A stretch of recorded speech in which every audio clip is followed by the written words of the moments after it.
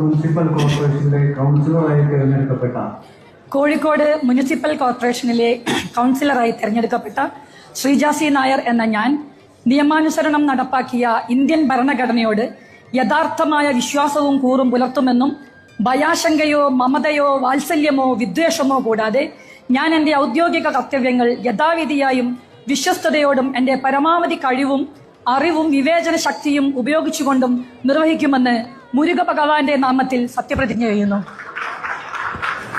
Ward 63 മൂന്നാരിജൻ Shri safari Vellayil.